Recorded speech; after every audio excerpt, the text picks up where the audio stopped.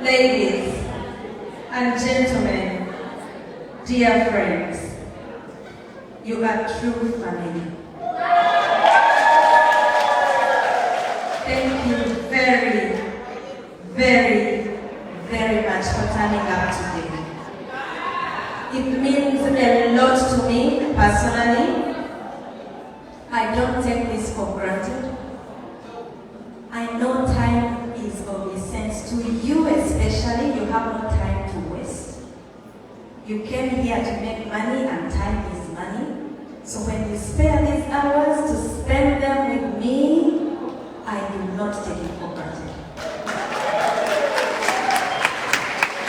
Thank you. Thank you very, very, very much. The mood is nice. Please let's clap for Jose. He did a good job.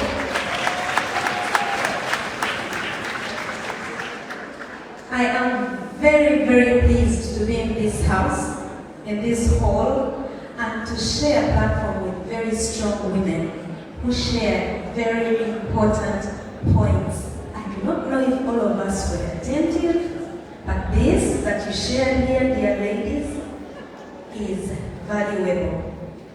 I would wish for this conference to happen in different places, and for you in particular to be invited and given enough time to share with us.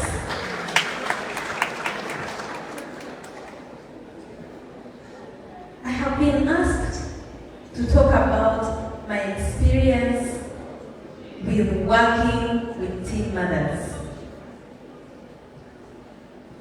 I will give you a background of who I am, because like the lady I was seated with shared with us, your background determines who you become. It determines what you stand for.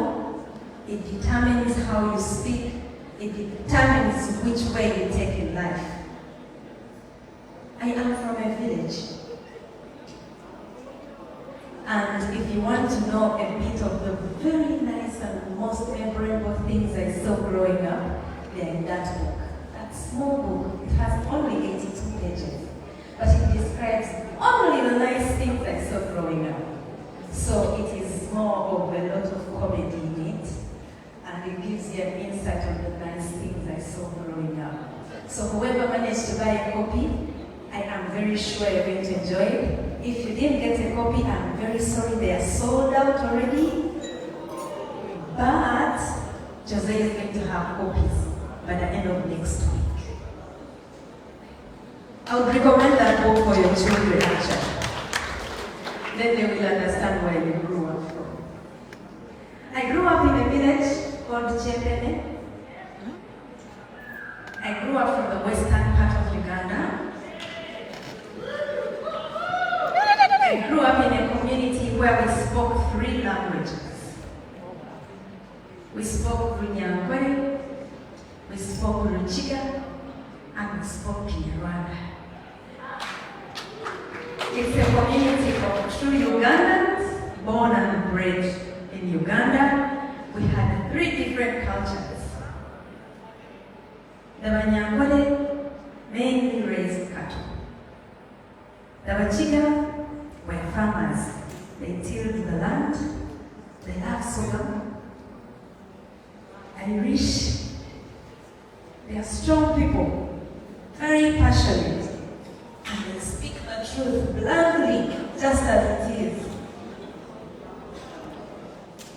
The Banyarwanda love their yogurt, they love their cattle, and they stick to speaking their language, even when they're in a community where they are the minority. So I speak those 3 languages very, very, very fluently. One more moment you wonder what type of Ugandan I am. Depending on which language you hear me speak, of those three, I am privileged to have been raised in that community. Because I am a 3-in-1 Ugandan. 3-in-1. I very well understand how the Bachika live. I very well know what the Banyankole do and how they live. And I can assure you, I would speak Nyarwanda for a year without eating any more words. Where I grew up from, these three cultures have different ways of treating children.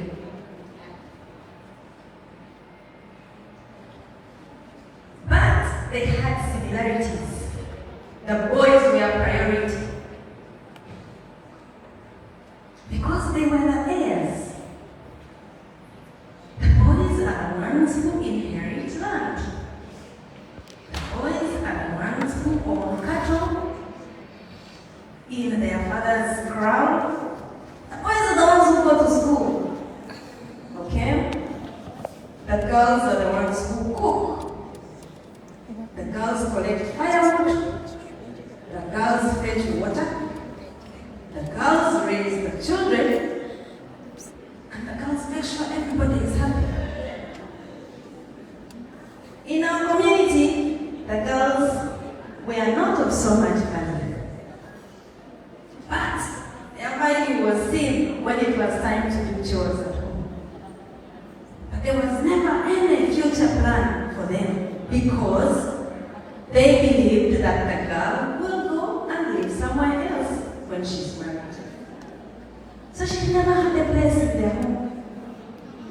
Actually, one of the three cultures, if you got married, they would burn your bed because you were not supposed to return.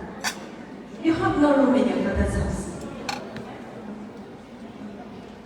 So when I speak today, I speak with knowledge on what a girl child is treated like in those three cultures. That's 3 out of the 58 of Uganda. Because we have very many languages, 58, 56. Something like that. Not sure of the number. But I was treated differently. Growing up, my father loved me so much. Actually, I don't know who my father's favorite child is, because he loved all of us equally. Boys and girls, irrespective of whether you are the oldest or the youngest. My brothers were very jealous of us girls. We lived in a homestead where my grandmother stayed in the middle. There was an uncle on the other side, an uncle on that side, another uncle here, another one here, another one here. My jaja in the center. So all of us collected at our grandmother's house. For any reason. To play, to eat, to dance, to talk about what we saw in school. My brothers were very protective of me. Then I got married to a man who loves me so much.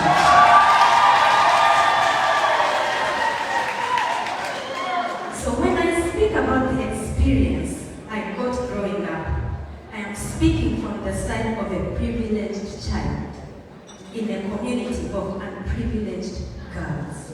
Do we all understand? Growing up, I had friends who were my friends for a short while. Most of them got married off in their primary 6, primary 5. Most of my childhood friends are grandmothers, almost being great grandmothers. I loved to play dodgeball. I loved to play pen. I still do. Whenever I get a chance, I play pen.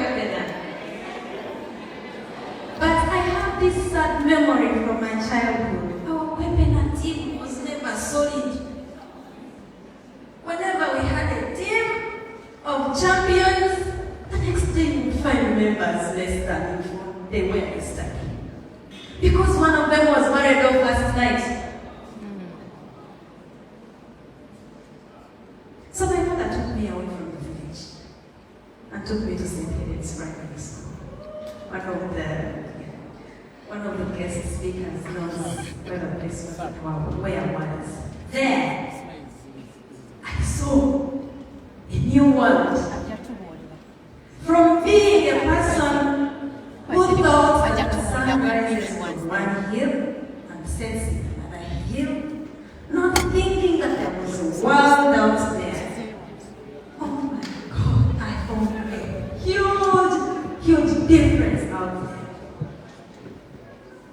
Sadly, whenever I went to school for the school term, the friends of mine I left on the village when I came for holiday, I found them married off.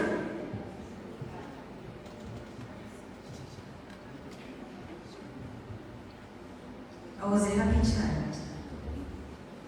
But I didn't have friends for long. No wonder I don't have so many friends. Because I learned that if I get a friend, the next day they'll be gone.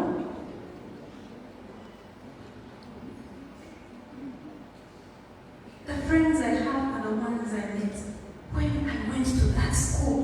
Because those are the permanent friends who were there, who I can trace up to today. Who you will meet and say, oh, we were together in primary 7. But I do not know who I went to school with in P1, P2, P3, up to P5, who is still on that village and who did not get married early. That impacted my passion for the girl child.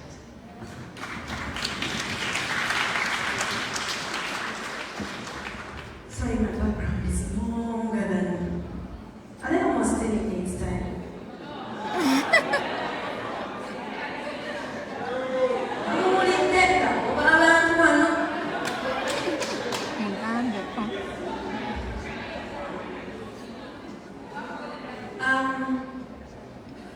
Growing up, my parents were doctors. Actually, my uncles were doctors, my aunts were doctors, my parents were doctors. And at our home, we had very many people coming for very many reasons. My cow is giving birth, my cow is dying, my goat is dying. And we cooked tea 24/7. My father would even ask at around 4 in the evening, when a visitor came, he would say, I'll say it in Uganda, Maria Muliemelewa. Would you know getting lunch? When he knows that you finished eating lunch at 1. Growing up, I was taught to improvise a meal quickly. Because there was somebody who needed to be fed immediately.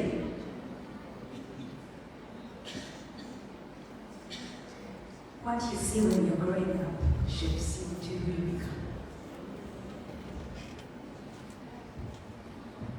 Because we had many people coming to our home, we had women who kept talking to my mother about their issues in their homes. And being the older girl, I heard most of the stories. Women in villages have different problems from those in town. But they have similar problems at one point. A problem of not being allowed to speak in the home. When I became 20, I told my dad, I am going to Kampala, but if you ever see me come back here at 35 without a man, just know it is because I don't want to end up with somebody who won't allow me to speak.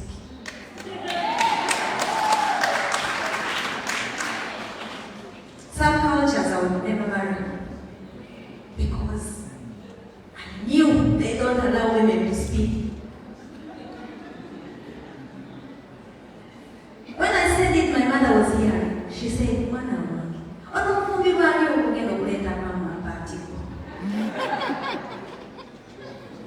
God had prepared something.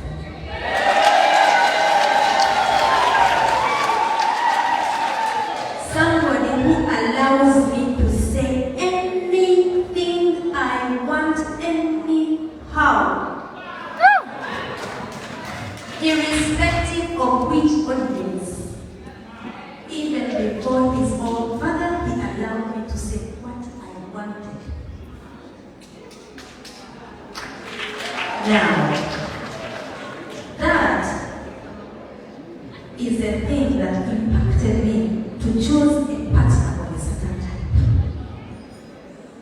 My childhood and the problems in my community impacted me to find one most important character that I wanted in a man, and that was a man that would allow me to speak. That is why I can come here in London alone and speak here, and he's on a right worship Barbie.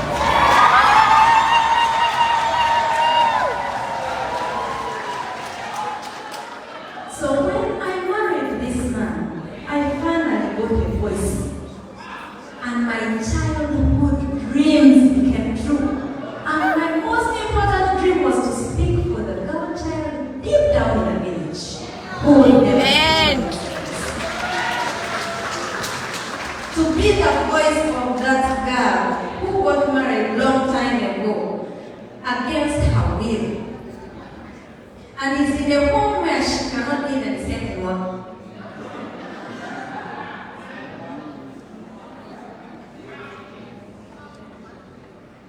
That is where I get my passion for the girl child.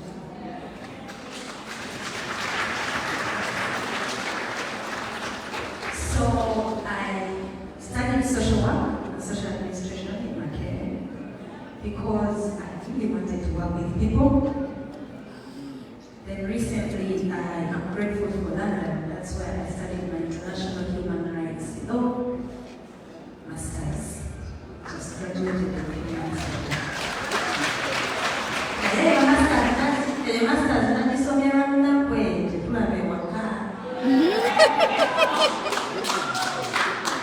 That one, but I think it is so much.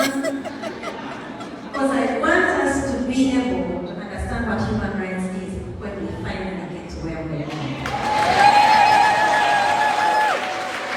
For social work, I wanted to be able to work with these girls with a certain level of knowledge on how to work with them.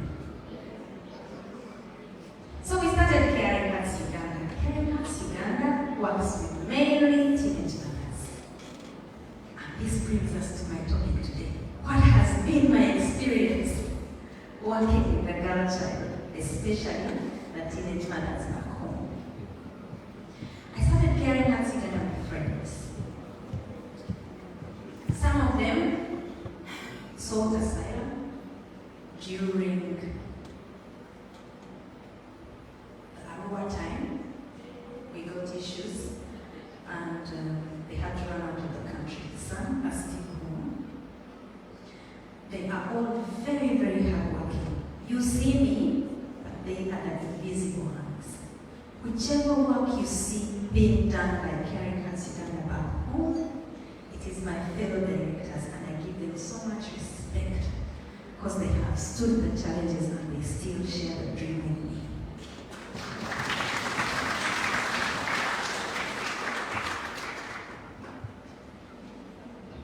We have noticed that the problems that lead to teenage pregnancies back home. Yours could be different from ours, but I'll share what I know. Back in Uganda, teenage pregnancies are caused by very many reasons. Most of the girls end up being pregnant because their parents do not want to take them to school. When they start to menstruate and they miss the 2-3 days of going to school, and they miss those days because they have nothing to use when they're in their period.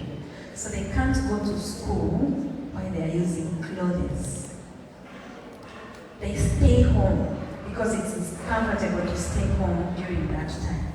So when their fathers notice that they are missing school, every month for 3 days, they realize that these ones have grown. So most of these girls get pregnant because their fathers have refused to pay school fees and want them married off. So when their fathers realize that they are in their period and they are growing, they stop paying school fees. They say, moreover, you spend most of the time where? At home. Even your results are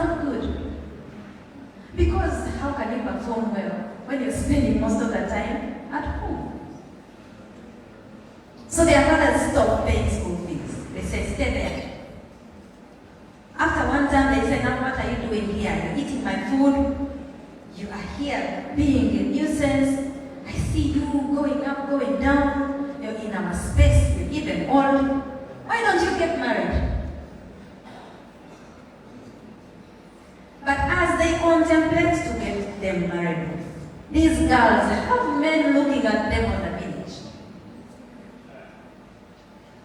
So these men entice these girls with gifts, especially pads.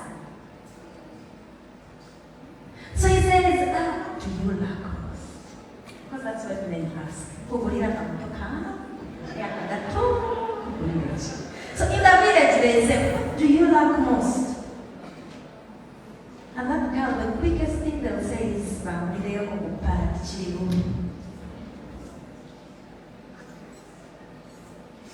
nothing is for free.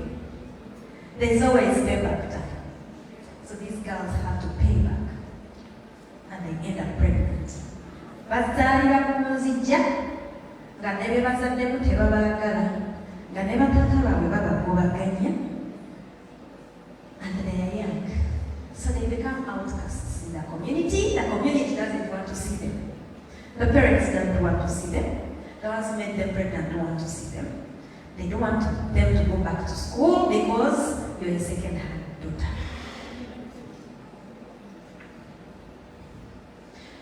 What we do as Caring Hearts Uganda, we go to these homes and speak to these parents.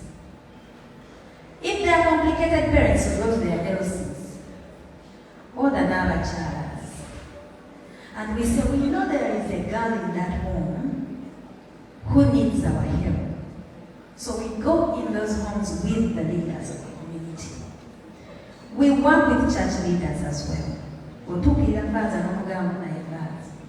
Katuli kiyaganye nno muwala we akola ki yazaalidde ku lujja. Naye akola kyamuvubaganya. So we go to these homes and pick these girls. We get one place. We get a number of them, 30, 40, 50, depending on the numbers of the village. And we ask them what they would want to learn to do as a skill. So we offer hairdressing, we do tailoring, soap making, rug making, very many different things, depending on the area we are in, because different things sell in different communities. And we train these girls. We have been doing this mainly in tailoring. We train them and then we give them a startup capital, which is a sewing machine and material to use. And then we monitor them and see how their businesses are going. We advise them and teach them how to save. We teach them customer care. And then in the long run, they can be able to earn something for themselves and their babies.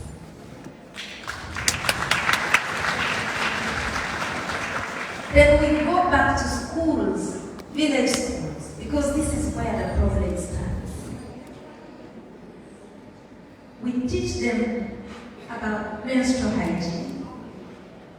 We teach them about anything that you teach an adolescent.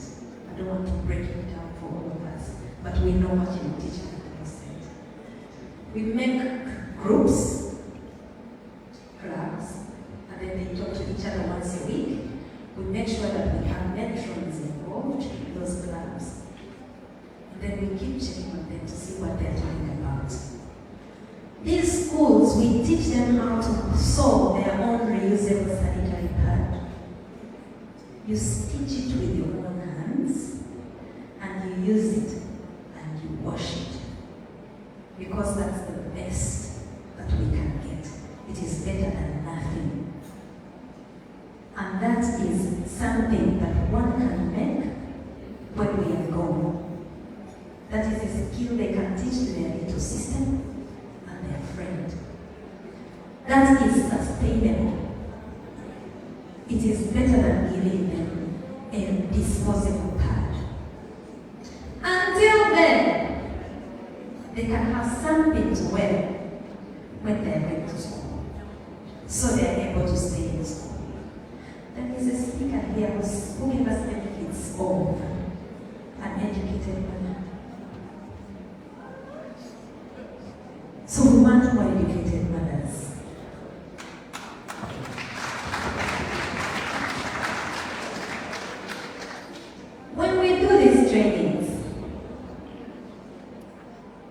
the skillings in the villages.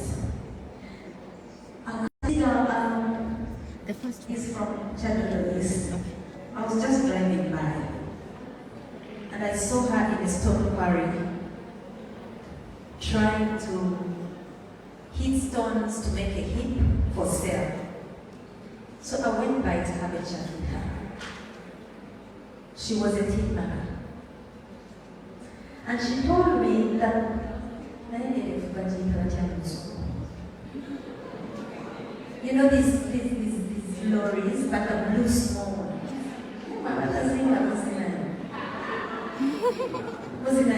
Tipan nene there's a smaller. Rajita Elef. Ya blue.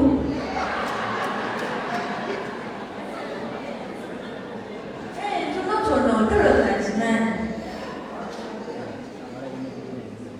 I found her trying to feel Elef. And she told me that a full Elef was worth 6,000 Ugandan shillings.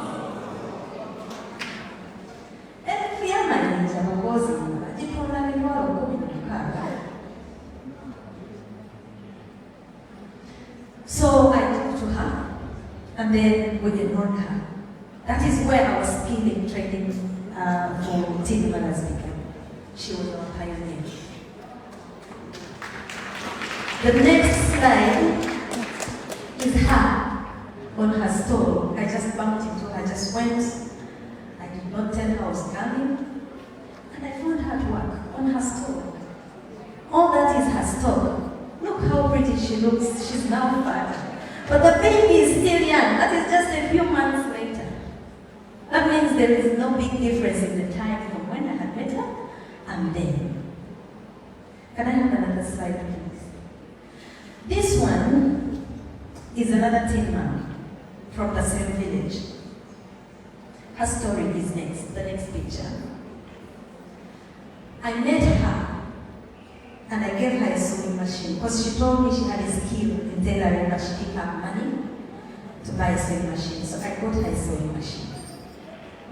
And the first picture was her store. Then let's see the next slide. She called me after 3 months and said, Mama, I want to be the one to teach those teen mothers that you are bringing on board, free of charge. That is her.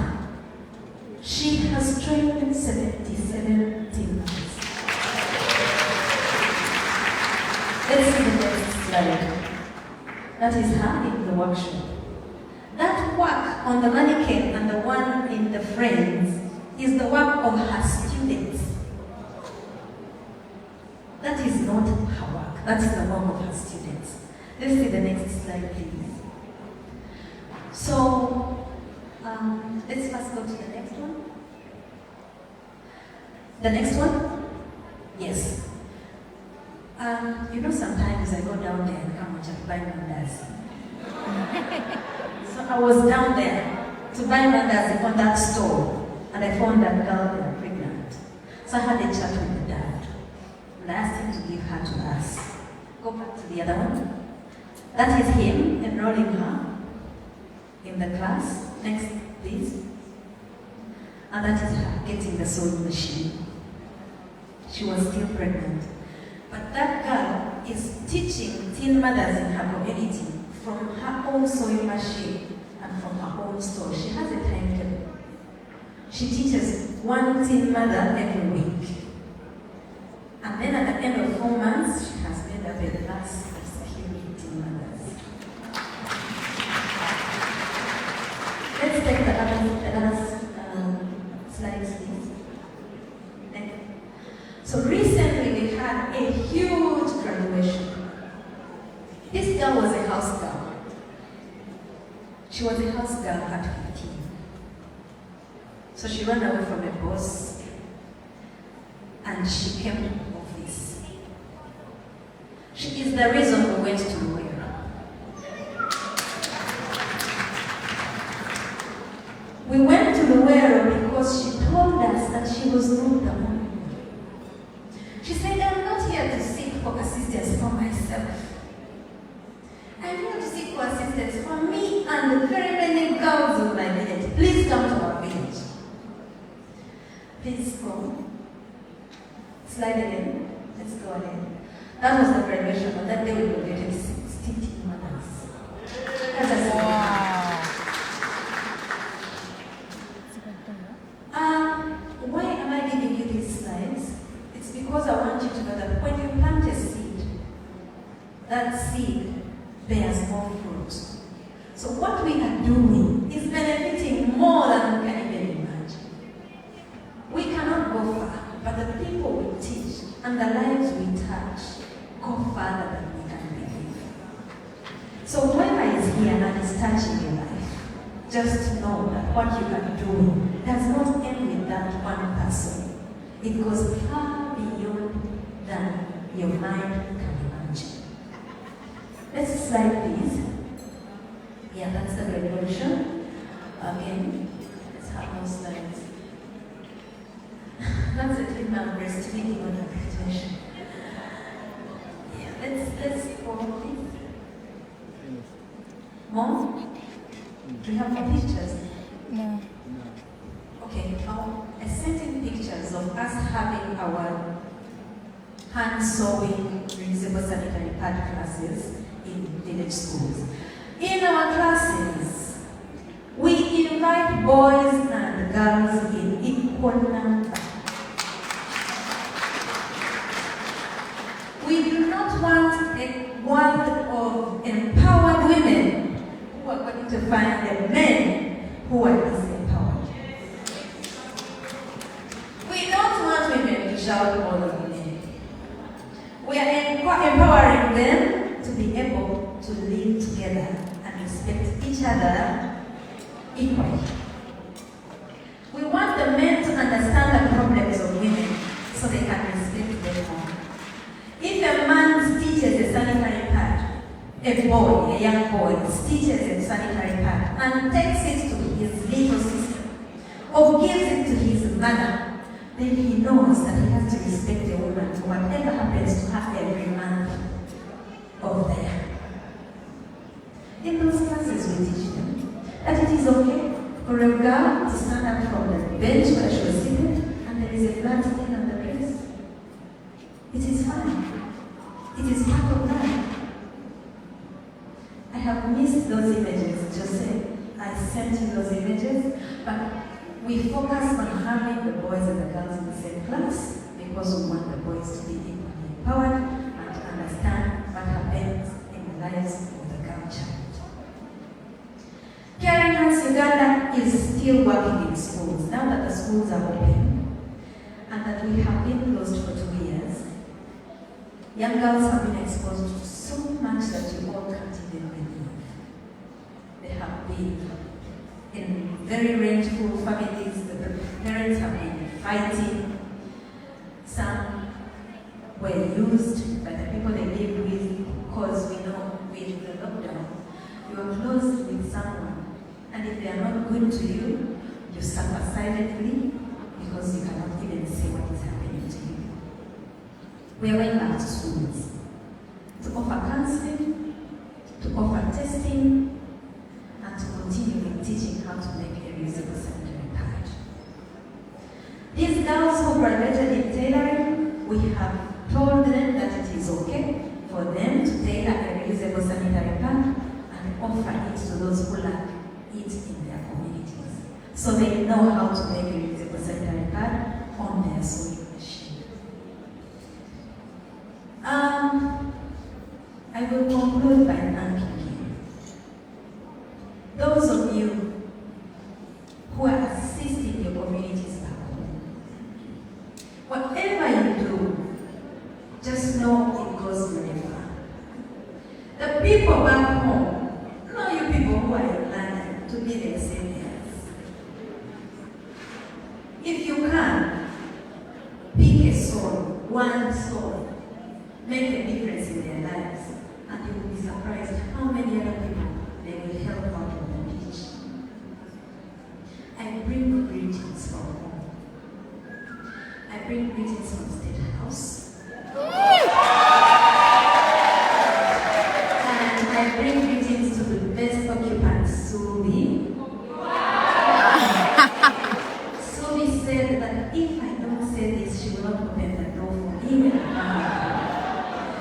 Sobi, I am sending your greetings to these beautiful people. And I hope you open for me when I come back. We want to thank you for the support. This I am saying on behalf of the Kyagulanyi family. Thank you very, very much for all the support, moral, emotional, financial, all the support you offer to the work that we do back home. We are forever grateful. We don't take your love for granted. We don't take your efforts for granted. And I particularly want to thank you very much for the protest that you held when my husband was standing. That could be the reason why he's still alive today. That protest could be the only reason why he's alive today. Thank you very much. And I bring a message from Mr. Kyagulanyi. He says that, inshallah, Yes! we all know why he can't come now. This country has said it's an abomination of. But we know that very soon, just as day follows night, inshallah he will be here.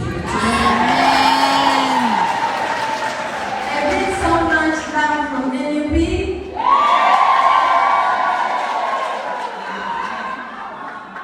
And especially from the food soldiers. They love you so much. And thank you for coming out today. I hope we learned something. And I hope that the Lord